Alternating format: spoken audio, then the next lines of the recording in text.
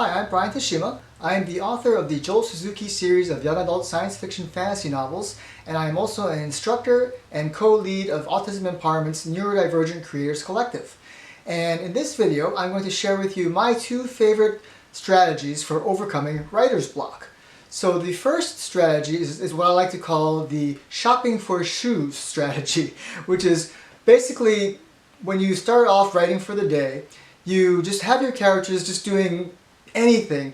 You don't have to pick up where you left off. Maybe they're in a dungeon fighting monsters, but today you don't have to have them do that. You just have them be at the mall shopping for shoes or doing anything, going to order fast food, just anything, just get you writing and just get you into the flow and get the words going out on the page. Because the idea is that there's something called activation energy, which I guess scientists know about. I'm not a scientist, but I know a little bit about this, which is where it takes more energy to get something started than it does once you start it to continue going. So it's like your car takes more energy to start up, but then once it's running, then it uses less energy. So the idea is just to get started, to get yourself into the flow of writing. So just put anything down or just write anything, make your characters do whatever the silliest things you can think of.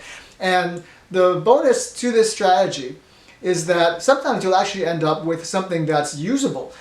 This actually happened to me on several occasions. So when you write them shopping for shoes or whatever it is you have them doing, don't delete that. Put it in a separate document. I had a separate document called cutting room floor, which is where I would put everything that I cut out. I would save it to that document, and later on, sometimes I would find out that there's actually stuff in there that's usable. I would think, wait a minute, I know what I can put right here. Is that thing that I wrote just as an exercise, just to get myself going that one day. And you go back and you do a search on your cutting room floor document, and you find that and say, hey, this is perfect. So I can't tell you how many times I actually use stuff from that exercise. So that's my first method, or my first strategy for overcoming writer's block.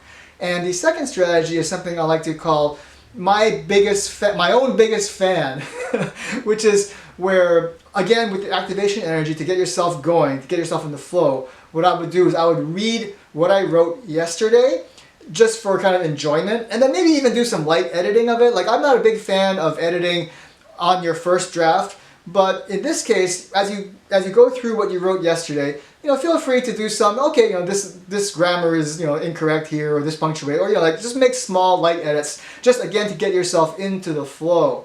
So once you do that, you can find that it's easier to now, kind of slide into what you're supposed to be doing today, because you kind of caught yourself up by reading your own stuff from the day before.